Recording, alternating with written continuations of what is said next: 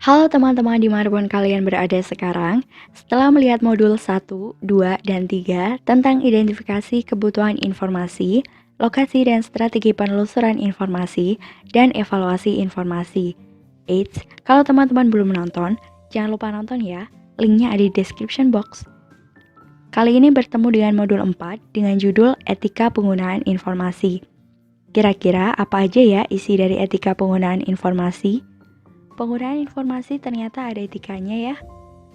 Etika penggunaan informasi ini berkaitan erat dengan kemampuan literasi informasi seseorang.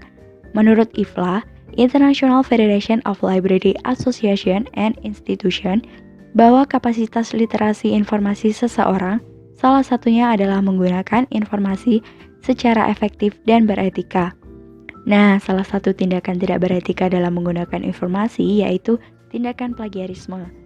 Biar nggak lama-lama lagi, yuk simak bersama-sama untuk info lebih lanjut. Let's go! Teman-teman pasti sudah tidak asing ya dengan istilah plagiarisme. Lalu sebenarnya apa itu plagiarisme? Jadi plagiarisme berasal dari kata Latin yaitu plagiarus yang memiliki arti merampok, membajak. Sedangkan plagiarisme menurut profesional plagiarism prevention yaitu mengambil dan menggunakan gagasan, tulisan, hasil penemuan orang lain sebagai milik kita, mengkopi hasil kerja atau ide tanpa pengakuan.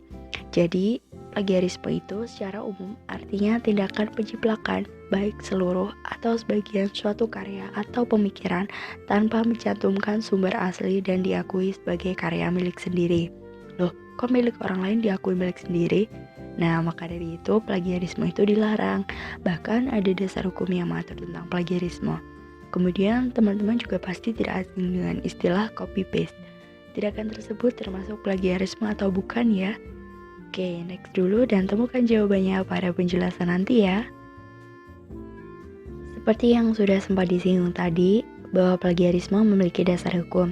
Yang pertama, Undang-Undang Nomor 28 Tahun 2014, Pasal 44 Ayat 1. Pada artikel berjudul Sanksi Pidana Plagiarisme dalam Hukum Positif di Indonesia, yang ditulis oleh Hulman Panjaitan tahun 2017 bahwa dalam perspektif peraturan perundang-undangan, hak cipta yang tersebut dalam Undang-Undang Nomor 28 Tahun 2014 tentang hak cipta. Permasalahan plagiarisme tidak secara khusus mendapat pengaturan.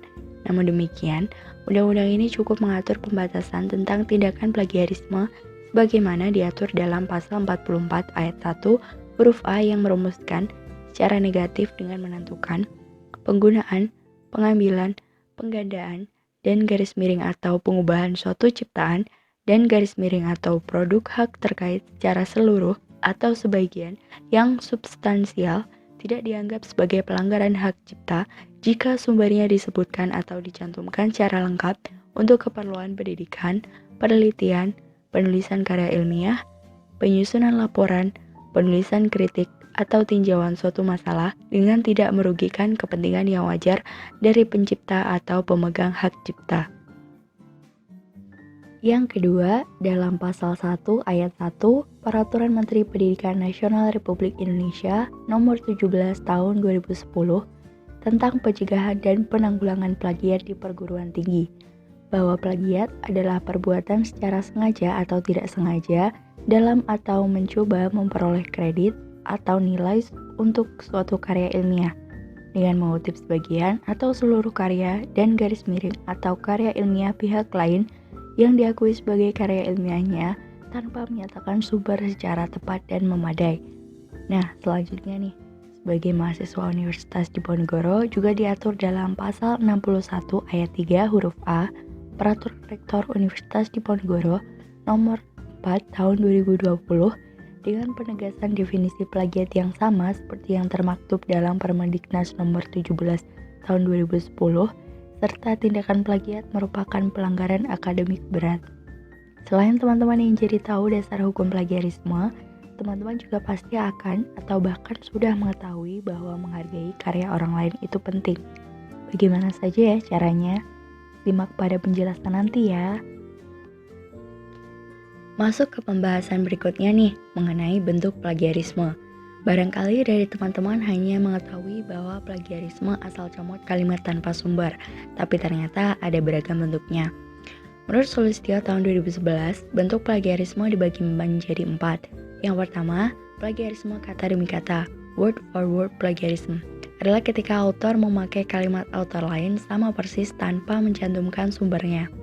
Yang kedua, plagiarisme sumber, plagiarism of source, adalah ketika autor memakai pendapat autor lain tanpa mencantumkan pengakuan yang cukup.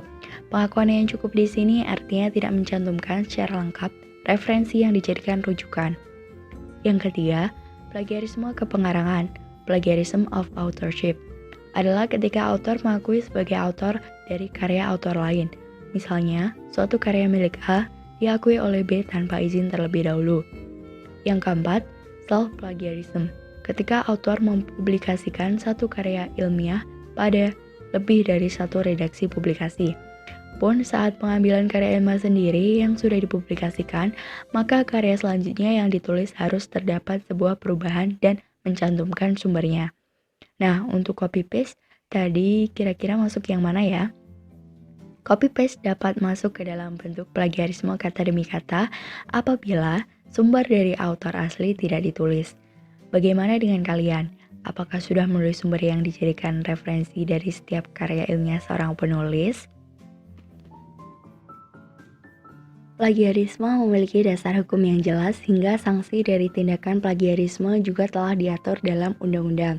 Yang pertama dalam pasal 70 Undang-Undang Republik Indonesia Nomor 20 Tahun 2003 tentang Sistem Pendidikan Nasional bahwa lulusan yang karya ilmiah yang digunakannya untuk mendapatkan gelar akademik, profesi, atau vokasi sebagaimana dimaksud dalam pasal 25 ayat 2 terbukti merupakan ciplakan dipidana dengan pidana penjara paling lama 2 tahun dan garis miring atau pidana denda paling banyak 200 juta rupiah.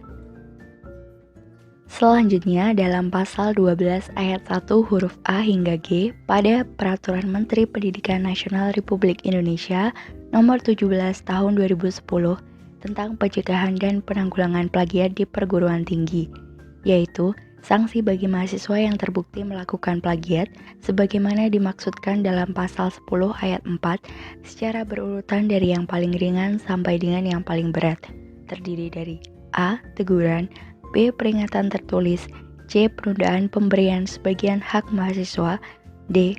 Pembatalan nilai 1 atau beberapa mata kuliah yang diperoleh mahasiswa, E. Pemberhentian dengan hormat dari status sebagai mahasiswa, F. Pemberhentian tidak dengan hormat dari status mahasiswa, atau G.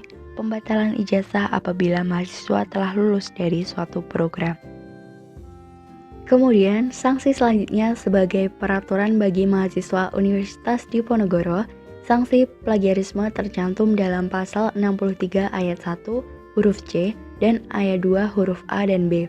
Peraturan Rektor Universitas Diponegoro Nomor 4 Tahun 2020 tentang Peraturan Akademik Bidang Pendidikan Program Sarjana Universitas Diponegoro, yaitu bagi mahasiswa aktif karena termasuk ke dalam pelanggaran akademik berat, maka setinggi-tingginya pemecatan atau dikeluarkan, atau dicabut status kemahasiswaannya secara permanen oleh pimpinan Undip.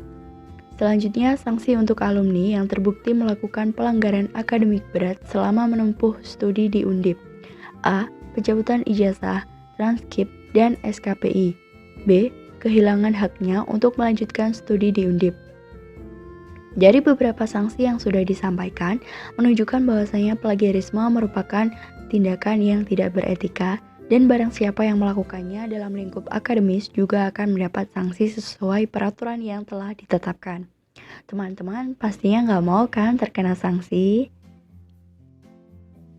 Bagaimana cara menghindari plagiarisme? Hal ini juga berkaitan dengan pertanyaan mengenai bagaimana menghargai karya dari seseorang. Pembahasan kali ini mungkin akan terdengar familiar di telinga teman-teman seperti membuat kutipan hingga sitasi menggunakan reference tool. Tapi mari kita bahas satu persatu.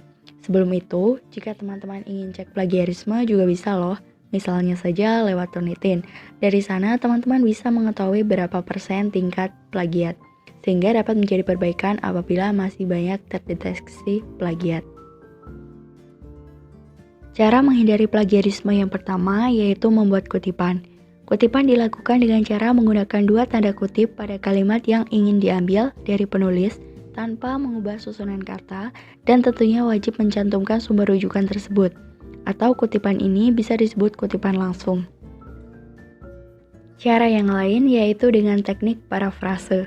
Parafrase dilakukan ketika seseorang ingin menyampaikan pembahasan pada karya orang lain dengan susunan kalimatnya sendiri tanpa mengubah makna yang terkandung di dalamnya. Tentunya, tetap mencantumkan sumber referensi yang digunakan secara lengkap. Cara lainnya ialah menggunakan software reference tool seperti Zotero dan Mendeley, atau bisa juga menggunakan aplikasi sejenis lainnya. Reference tool ini digunakan sebagai pengelolaan sitiran dan daftar pustaka ketika membuat karya ilmiah.